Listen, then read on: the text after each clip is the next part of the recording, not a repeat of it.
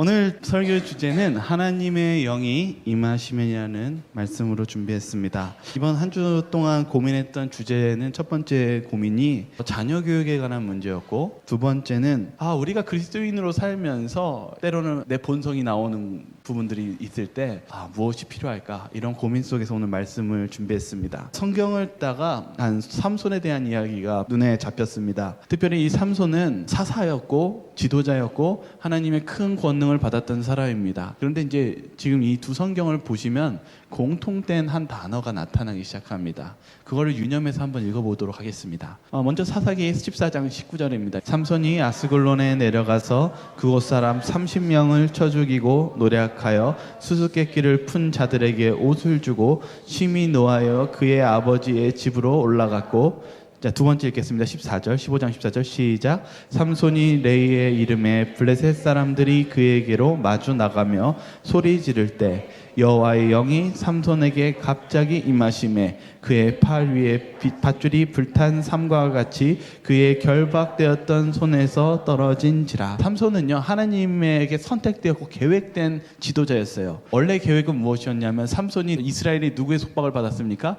블레셋 사람의 속박을 받았어요. 그래서 하나님이 삼손에게 블레셋을 이기게 하기 위해서 그를 선택하시고 축복을 주셨어요. 근데 이 두 가지 장면은 똑같이 블레셋을 치는 장면입니다. 근데 무엇이 임했다라고 성경은 기록하고 있냐면요, 이렇게 기록하고 있습니다. 여호와의 영이 삼손에게 임하심에. 그런데 임하시긴 임하시는데 어떻게 임하시냐면 갑자기 임했다는 것입니다. 이게 공통된 내용입니다. 삼손은요, 갑자기 하나님의 영이 임했을 때 능력을 발휘했습니다. 여러분들 한번 생각해 보고 싶은 질문이 있어요. 하나님의 영은 언제 필요할까요? 오늘 이 삼손은 갑자기 하나님의 영이 임했습니다. 이러한 의문 속에서 오늘 주제가 시작되는데요. 삼손은요, 처음에 나시린으로 되었을 때요, 하나님의 천사가 그에게 굉장히 중요한 주의사항을 많이 줬어요. 그 중에 이제 많은 주의사항 중에 이제 대표적인 건 무엇이었냐면 술을 입에 대지 말라.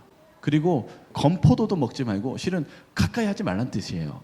술에. 그리고 뭘 나시린에게 구별했냐면 죽은 시신에 어떻게 하지 말라고요? 만지지 말라고 그랬어요. 오늘 이 질문 속에서 이 삼손은요, 하나님으로부터 구별되었고, 그리고 거룩한 삶을 살도록 선택되어진 지도자였고 그러한 사람이었습니다. 그런데 오늘 이 성경절을 읽어보면 그런 문제가 야기되기 전에 삼손의 한 행동들이 나타나기 시작합니다. 그것이 그 다음 성경절에 나오는데, 먼저 우리가 그를 구별하고 그리고 그렇게 선택돼야 되는 이유에 대해서 성경 구석은 이렇게 설명하고 있습니다. 같이 한번 읽어보겠습니다. 그 약속된 아이가 부모에게 좋은 유전을 받는 것만으로 충분하지 않았다. 거기에 주의 깊은 훈련과 바른 습관이 형성이 뒤따라야 하였다. 하나님께서는 장래의 사사요 이스라엘의 구원자가 될 그 아기에게 어릴 때부터 엄격한 절제의 훈련을 시키도록 지시하셨다. 그는 날 때부터 나시린이 되어야 했으므로 영원히 포도주와 독주를 마시지 말아야 하였다. 자녀들에게 절제와 극기와 자제에 대한 교훈을 갓난아이 시절부터 가르쳐야 한다. 네, 삼손은요, 나시린으로서 선택되었을 때 그를 하나님께 구별되고 하나님께 거룩한 삶을 살아야 하는 것이 매우 중요했음을 설명하는 주석이었습니다. 그런데 이것이 우리 현대 안에서도 똑같이 그 교훈을 주고 있습니다. 뭐라고 얘기합니까? 자녀들에게 절제와 극기와 자제에 대한 교훈을 가르쳐야 된다는 것입니다. 여러분, 우리에게 있어서 우리의 신앙적인 교육은 매우 중요합니다. 그리고 우리의 신앙도 매일의 삶 속에 주님의 교훈이 필요합니다. 그것이 무너지면 어떻게 될까요? 오늘 이 사사기 14장의 사건은 바로 그러한 질문 속에서 시작됩니다. 사사기 14장의 삼손이 어디로 가기 시작하냐 하면 성경 5절에 이렇게 적혀 있습니다. 삼손이 그의 부모와 함께 딥나에 내려가. 딥나에 무엇에 이르렀다고요? 포도원이요. 삼손이 포도원에 내려갔어요. 포도원에 포도를 먹었다, 그런 내용은 하나도 없어요. 그런데 우리가 먼저 알 수 있는 것은 분명히 삼손은 무엇에 있어서는 떨어져야 될까요? 포도라는 단어 자체에서 우린 떨어져야 됩니다. 그런데 그럴 때 마침 그 포도원에 이르렀는데 무엇이 나타납니까? 이른 즉시 삼손이 가지 말아야 되는 곳에 가는 즉시 갑자기 시험에 처하게 됩니다. 그 시험은 무엇이었냐면 그 앞에 젊은 사자, 정말 힘세고 사나운 젊은 사자가 삼손을 기다리고 있었습니다. 그에게 시험이 오고 위기에 처하게 됩니다. 그때 어떠한 일이 일어나는지 우리 6절부터 이제 끝까지 읽도록 하겠습니다. 여호와의 영이 임하니 그가 손에 아무것도 없이 그 사자를 염소 새끼를 찢는 것 같이 찢었으나 그는 자기가 행한 일을 부모에게 알리지 아니하였더라. 그가 내려가서 그 여자와 말하니 그 여자가 삼손의 눈에 들었더라. 얼마 후에 삼손이 그 여자를 맞이하려고 다시 가다가 돌이켜 그 사자의 죽음을 본즉 사자의 몸에 벌떼와 꿀이 있는지라 손으로 그 꿀을 떠서 걸어가며 먹고 그의 부모에게 이르러 그들에게 그것을 들여서 먹게 하였으나 그 꿀을 사자의 몸에서 떠왔다고는 알리지 아니하였더라. 오늘 이 삼손이 뭘 하기 시작하냐면요, 가지 말아야 할 포도원에 가고 사자의 위험에 처하면서 사자를 싸워 이기고, 그 다음에 또 어디로 갑니까? 결혼해야 되지 말아야 될 블레셋 여인과, 이방 여인과 결혼을 하고, 그러한 가운데 또다시 무엇합니까? 돌아오는 길에 죽은 사자의 시체를 꿀이 있는 거예요. 여러분, 나실인에 있어서 죽은 시신을 어떻게 해야 됩니까? 만지지 말고 실은 피해야 됩니다. 삼손은 그 안에서 무엇을 봤습니까? 꿀을 보고 그 시체에 꿀을 떠서 자기가 먹고, 심지어는 어떻게 했습니까? 부모에게 갖다 줬는데 여기에 두 가지가 있어요. 성경에는 자꾸 어떤 성경이 기록됐냐면 행한 일을 부모에게 어떻게 하지 않았다고요? 왜 알리지 않았을까요? 양심이 꺼리낀 거니까. 하지 말라니까. 다 맞는 말입니다. 오늘 나실인에 대한 설명했을 때 우리 현대인에도 우리에게 자녀들에게 무엇을 가르쳐야 된다고요? 절제와 극기와 자제에 대한 교훈을 가르쳐야 된다고 얘기합니다. 근데 이 오늘 보시면 하나님께서 삼손의 부모님에게 이 부분에 있어서 가르쳤을까요? 안 가르쳤을까요? 가르쳤어요. 분명히 가르쳤습니다. 그래서 삼손은 어떻게 했냐면 알았어요. 자신이 무엇한 걸 알았어요.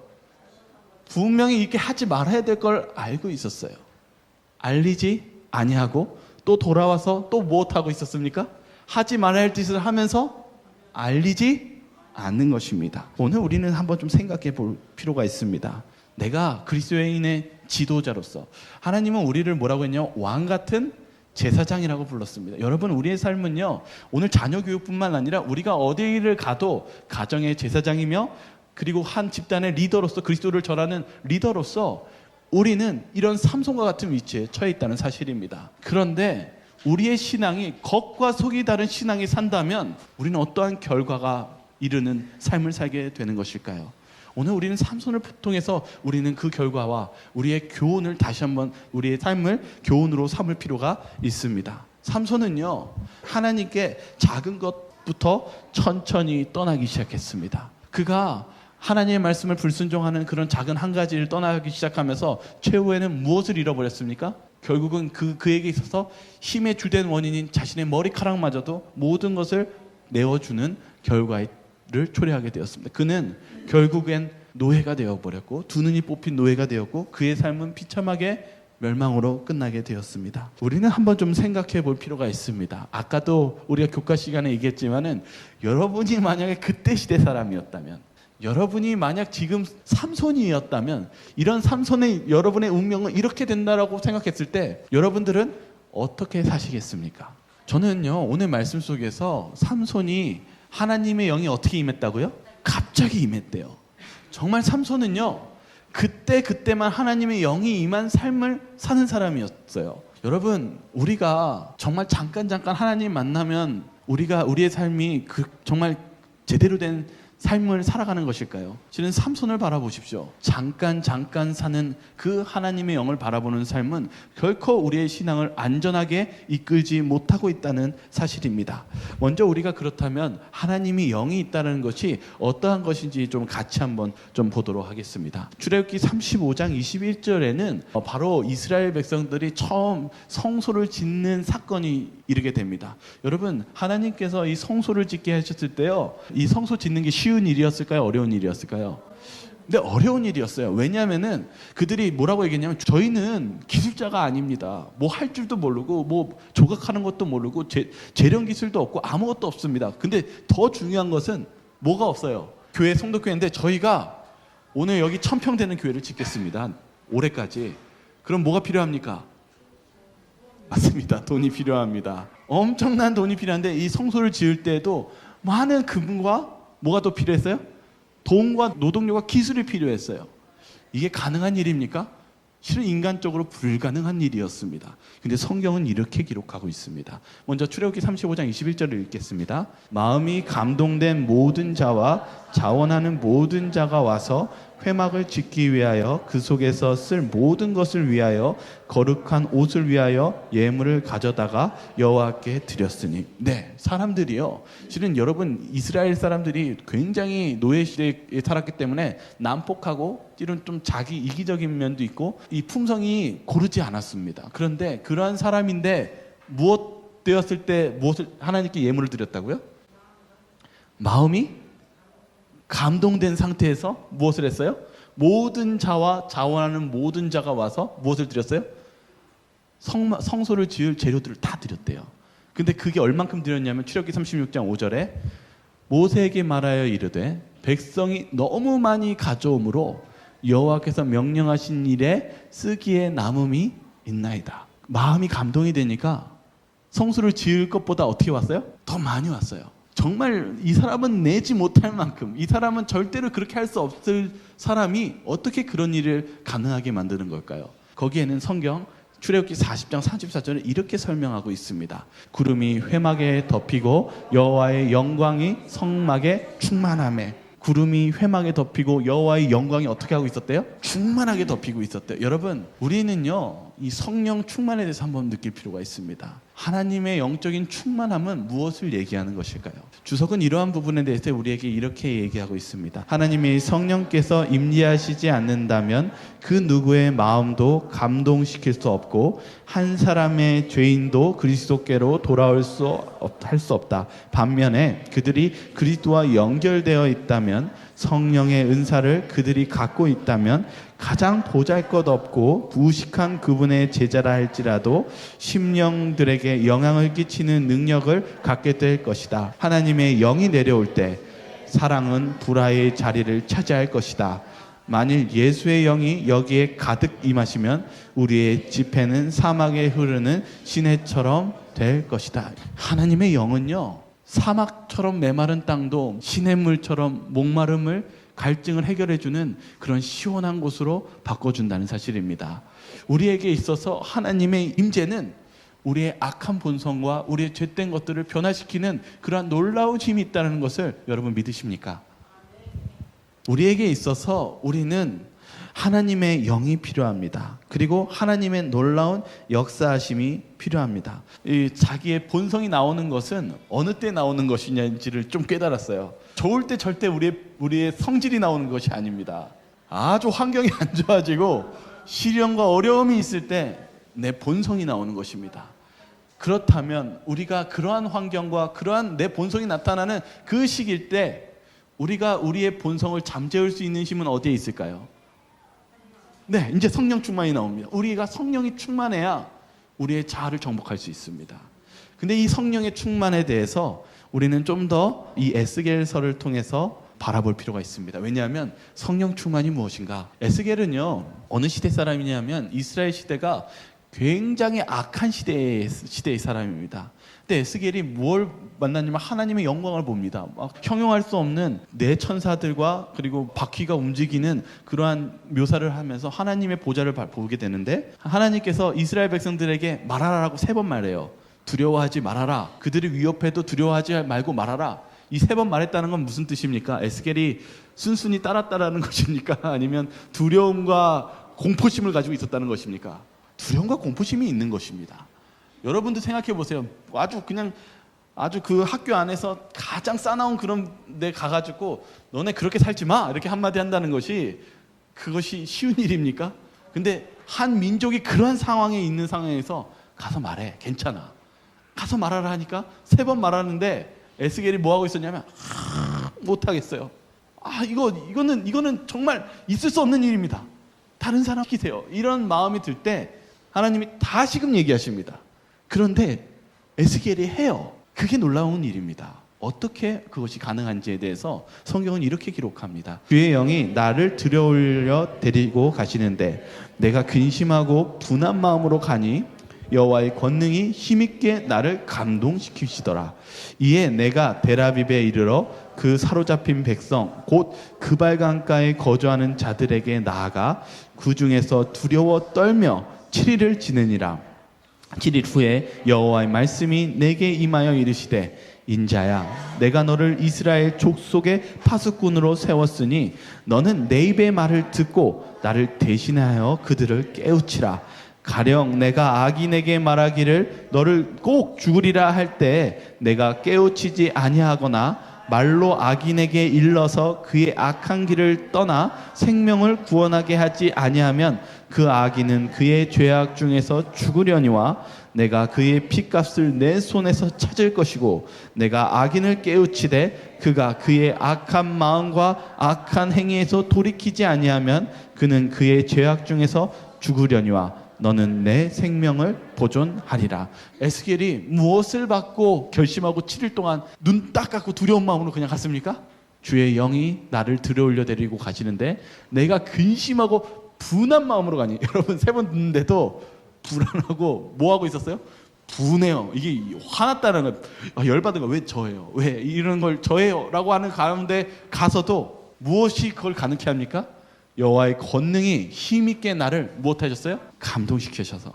우리의 악한 품성을 잠재울 수 있는 것은요, 하나님의 감동입니다. 하나님의 영이 온다는 것은 내가 하나님을 바라봄으로써 감동으로 가는 것입니다. 그럴 때 우리는 우리의 품성을 어떻게 할 수 있습니까? 잠재우고 죽일 수 있습니다. 우리는 주님의 감동이 필요합니다. 그런데 여기 뒤에 보시면 또 설명이 있었어요. 뭐냐면 다시 에스겔에게 잘 설명해줘요. 네가 그들이 비록 얘기해서 거절할지라도 그것에 대해서 두려워하지 말라는 것입니다. 그러나 네가 그런 하나님의 기별을 전하지 않는 것에 대한 책임은 누구에게 있다는 것입니까? 에스겔에게 있다는 거예요. 저는 우리 곰곰이 생각해 보았어요. 오늘 제가 여러분들에게 왕 같은 뭐라고 그랬습니까? 제사장이라고 그랬습니다. 여러분들은요, 그 가정의 제사장으로서 부르셨을 때 여러분들은 하나님의 복음을 전할 책임이 있습니다. 물론 거절하는 것에 대해서는 여러분이 그런 것에 대해서 책임은 없습니다. 그러나 여러분들이 그들이 바른 길로 가는 것을 얘기할 책임이 있음을 잊지 마시기 바랍니다. 그러함으로 여러분 두려워하지 마시기 바랍니다. 왜냐하면 우리가 그것을 말하지 못하는 이유는 하나님의 감동하심이 없기 때문입니다. 우리에게 필요한 것은 어떤 우리의 품성이기 전에 하나님의 영이 우리와 함께 하심을 받아들여야 된다는 사실입니다. 그 삶으로 우리 여러분들, 제가 나아가시기를 간절히 바라겠습니다. 그렇게 함으로써 우리가 오늘 자녀 교육에 대해서 한 번 더 이야기를 나누도록 하겠습니다. 때로는 자녀가 그릇되게 삶을 시작하였을 때에도 자녀들에게 보내는 권면에는 우리에게 어떻게 하라고 하는지 설명이 있습니다. 첫 번째 대답이 뭐냐면 자녀들이 부모의 뜻대로 그릇되게 행동할지라도 낙담하지 마시기 바랍니다. 그것이 있어요. 낙담하지 말래요. 왜 우리에게 희망이 있는지 한번 보도록 하겠습니다. 그대가 자녀 교육을 그릇되게 시작하였을지라도 교육을 그릇되게 시작한 부모들에게 나는 낙심하지 말라고 말해주고 싶다. 그대는 하나님 앞에서 철저하게 회개해야 한다. 그대는 자신의 습관과 행실을 결정적으로 개혁하여 그대의 생애를 하나님의 율법의 산 원칙에 일치시켜야 한다. 그대가 이렇게 할 때 그 율법에 가득 찬 그리스도의 의를 가질 것이다. 그리스도의 공로를 믿는 참 믿음은 환상이 아니다. 그대가 그리스도의 속성을 자신의 생애와 성품 안으로 이끌어들이고 끈기 있는 노력으로 자녀들을 하나님의 계명에 순종하도록 교육하고 훈련시키는 일은 가장 중요한 일이다. 여러분, 첫 번째는 낙담하지 마시기 바랍니다. 왜냐하면 방법이 있기 때문입니다. 가장 먼저 해야 될 일은 무엇이냐면 그 상대방의 문제가 아니라 내가 먼저 무엇하는 것입니까? 그대의 생애를 하나님의 율법에 산 원칙에 무엇하는 거예요? 일치시켜야 된다. 좀 더 위를 보죠. 그대는 하나님 앞에 철저하게 무엇을 하라고요?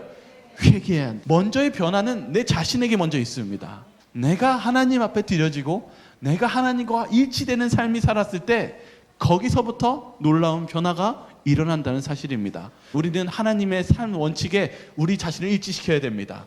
그것을 통해서 무엇이 일어납니까? 여기는 이렇게 얘기합니다. 그 율법에 가득 찬 그리스도의 의를 가진다는 것입니다. 내 의가 되는 것이 아니라 그리스도의 의를 내가 그것을 가지게 된다는 것입니다. 변화는 하나님이 이루시는 것입니다. 변화는 내가 하나님의 의를 받아들임으로써 다른 사람에게 전달되는 것입니다. 그래서 특별히 우리에게 뭐라고 설명하냐면 그 힘으로 우리가 생애에서 끈기 있는 노력으로 자녀들을 하나님의 계명에 순종하도록 교육하고 훈련시키는 일을 가장 중요한 일로 삼으라고 얘기합니다. 주님의 감동으로 사시기 바랍니다. 그리고 끈기 있게 주님의 말씀을 전하고 훈련시키시기를 바라겠습니다. 우리에게 있어서 하나님의 영은 어떻게 필요합니까? 가래 뽑은 기별은 이렇게 얘기합니다. 매일 매 시간마다 복음의 축복이 요구됩니다. 삼손이 실패했던 이유는 그는 하나님의 영을 어떻게 받았습니까? 갑자기 필요할 때 잠깐. 그러나 우리에게 있어서 하나님의 영은 실제로는 언제 필요합니까?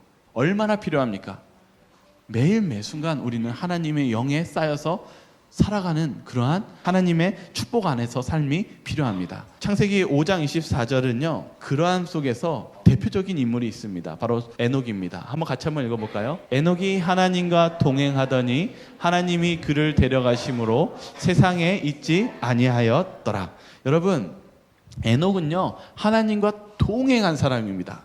근데 이 동행이 어떤 동행이냐면 항상 동행했던 사람입니다. 우리의 삶에는 하나님의 동행이 힘들 때나 아니면 문제가 있었을 때만 필요한 게 아니라 항상 우리가 주님과 동행하는 삶이 있었을 때, 그럴 때 우리는 하나님과 함께 나아갈 수 있고 끝내는 우리가 하늘도성에 갈 수 있음을 잊지 마시기를 바랍니다. 특별히 이 부조와 선지자를 바라보면은요, 에녹이 항상 이런 문제가 있었을 때 뭐 어떤 질문을 했는지에 대해서 이렇게 기록되어 있습니다. 하나님의 방법은 무엇인가? 에녹은 항상 그 생각을 했대요. 어떤 문제 속에서요. 여러분들도 어떤 어려움과 삶에 어떤 문제나 질문이 있다면 항상 먼저 이 생각부터 하시길 바랍니다. 하나님의 방법이 무엇인가? 그것이 바로 우리가 하나님과 동행하는 길이며 하나님께서 우리를 보호하시는 길이심을 우리는 잊지 마시기를 바라겠습니다. 빅터라는 한 인물이 있었어요. 근데 이 빅터는 공부를 잘 못했어요. 선생님이 뭐라고 그랬냐면 너는 전응아야. 이 한마디를 하니까 애들이 까르르 놀리면서 17년 동안 이 빅터가 어떻게 살았냐면 진짜 전응아 같이 살았던 거예요. 그의 인생이 30대 넘어서까지요 계속 뭐였냐면 나는 무능해, 난 전응아야 이렇게 살면서 30대 중반까지 살다가 우연하게 그가 IQ 테스트를 받게 되었습니다. 근데 이 빅터가 IQ 테스트를 받았는데 몇이 나왔냐면 161이 나온 거예요. 알고 보니까 그는 천재였어요. 그래서 이 빅터가 그 이야기를 듣고 자기가 160이라는 걸 깨닫고 무엇하기 시작했냐면 책을 쓰기 시작했고, 그가 열심히 사업했는데 모든 일에 성공하기 시작했습니다. 나중에는 이 사람이 무엇이 됐냐면 멘사 의장이 됩니다. 이 멘사는 IQ 140 이상만 들어갈 수 있는 클럽입니다. 근데 빅터라는 이 사람 인물은 그가 무엇임을 깨달았을 때 그가 인생이 바뀌었습니까? 내가 IQ가 161임을 깨달았을 때, 그 사실을 깨달았을 때 그의 인생이 변하기 시작했습니다. 여러분, 우리도 마찬가지입니다. 우리가 성공할 수 있는 성령 하나님이 계심을 우리가 인정할 때 우리의 인생은 바뀔 것입니다. 우리의 하나님이 우리를 승리로 바꿔주실 것입니다. 그러할 때 우리는 주님을 의지해야 되지 않겠습니까? 이번 주 서점에서 이 김남준이라는 비상하라는 책에는 바로 이런 글이 있었어요. 우리가 무언가를 원하게 되면 제일 먼저 그것에 관심이 생기고 집중하게 되고 연구하게 됩니다. 관심은 놀라운 능력입니다. 관심이란 어떤 대상이나 주제를 마음에 두는 것입니다. 마음에 두고 늘 생각하고 바라보는 것입니다. 그때 늘 생각하고 바라는 것이 점점 커지고 선명해집니다. 여러분, 관심 있으면 바라보고 알게 됩니다. 그렇다면 여러분에게 능력 주시는 하나님을 바라보고 그리고 하나님께 가까이 알아보려고 관심을 가지시기를 바랍니다. 그렇게 될 때 하나님은 우리에게 놀라운 능력으로 저희들을 이끌어 주실 것입니다. 마태복음 10장 31절에는 이런 말씀이 있습니다. 한번 같이 한번 읽어볼까요? 두려워하지 말라. 너희는 많은 참새보다 귀하니라. 어떤 말씀이냐면요, 하나님께서 참새를 죽는 것까지도 하나님께서 허락하지 않으면 땅에 떨어뜨리지 않는다는 내용이에요. 모든 백합화나 이 참새나 모든 것들도 누가 다스립니까? 하나님이 다스린대요. 그런데 비교급이에요. 마지막에 뭐래요? 많은 참새보다 우리는 뭐하다고요? 귀하다고요. 이건 뭐냐면 단계가 다르다라는 거예요. 하나님이 참새 사랑하는 것보다 사람을 얼마나 사랑하십니까? 네, 자신의 생명을 주시기까지 끔찍하게 우리를 사랑하십니다. 그런데 뭐가 있냐면요, 하나님이 우리를 대할 때요, 사람마다 똑같이 대할까요? 다르게 대할까요? 사랑은 똑같겠지만 다르게 대하십니다. 우리가요, 믿음도요, 성장하고 단계가 있습니다. 때로는 우리가 하나님의 용어를 잘 이해하지 못하거나 깊이를 잘 알지 못하면 하나님은요, 그 수준에 맞춰서 어떻게 하실까요? 낮추어서 그와 대화하시고 그를 깨우쳐 주십니다. 그러나 우리가 믿음이 단계 올라가면 하나님은 우리에게 어떻게 다가가실까요? 더 많은 이해와 그런 감동으로 우리에게 다가오십니다. 우리의 신앙을요, 단순히 멈춰있는 신앙으로 가지지 마시기 바랍니다. 우리는 살아있고 끊임없이 단계적으로 성장하는 신앙을 가질 수 있습니다. 주석도 그 부분에서 이렇게 얘기합니다. 그리스도를 아는 지식의 단계마다 계속적인 진보가 있을 뿐이다. 우리는 주님께 다가가야 됩니다. 다가가면 다가갈수록, 성장하면 성장할수록 우리에게 주님이 주시는 많은 축복과 많은 우리의 깨달음과 감동이 분명히 우리를 변화시키는 놀라운 역사하심을 잊지 마시기를 바라겠습니다. 하나님께서는요, 우리가 이 자녀 교육에 있어서 어떻게 해야 된다고 얘기하냐면, 기도하고 성경 연구하고 그리고 열렬한 열정으로 말미암아 그들은 이런 중요한 임무를 성공적으로 훌륭하게 해내고 그들이 투자한 시간과 돌봄에 대하여 100배의 보상을 받게 될 것이다. 주님은 보상해 주실 것입니다. 여러분들의 열심히 기도하고 성경 연구하고 열정적으로 주님을 섬기려고 하면 하나님께서 그 시간에 비례해서 분명한 보상을 해 주실 것을 믿으시기 바랍니다. 오늘 그 한 예가 삼손과 비교가 되었던 사람이 다윗이었어요. 왜냐하면 삼손 시대 때도 어떤 시대였냐면, 이 사사기를 넘어가면은 그 사사기 전에 뭐 기드온도 있고 여러 사람이 있었지만, 그때는 바벨론과 어떻게 싸웠냐면요, 그래도 적어도 이스라엘 사람들이 뭐 했어요? 힘을 합쳐서 싸웠어요. 근데 삼손 시대는 어떤 시대였냐면요, 아무도 블레셋과 싸우지 않았고 누구만 싸웠어요? 삼손만 싸웠어요. 혼자 싸웠어요. 이스라엘의 시대 때에 그들의 신앙은 어떠했습니까? 삼손도 문제였지만 이스라엘 전체가 어떤 신앙을 가지고 있었어요? 매우 부족한 신앙을 가지고 있었고, 하나님의 영을 신실히 따르지 않는 신앙을 가지고 있었어요. 그런데 마지막 사사기의 마지막은 사무엘 시대입니다. 근데 사무엘 시대 때에 있었던 이 당시에 사울이 왕이 지배했던 시대도 마찬가지였습니다. 그들 앞에 누가 있었습니까? 블레셋 안에 어마어마한 골리앗이 있었어요. 많은 이스라엘 백성들이 하나님을 믿고 있었지만 무엇하고 있었습니까? 다 두려워 떨고 있었고, 심지어 왕조차도 떨고 있었습니다. 그때 하나님의 영을 받았던 다윗이 있었습니다. 다윗이 하나님의 영에 감동되어서 골리앗과 싸워서 그를 승리합니다. 그런데 놀라운 사건은 그 뒤에 있어요. 다윗이 왕이 되었고 그 나라가 계속적으로 바벨론과 싸웠을 때, 그때 당시에 어떠한 일이 있었는지 사무엘하 21장 22절은 이렇게 얘기합니다.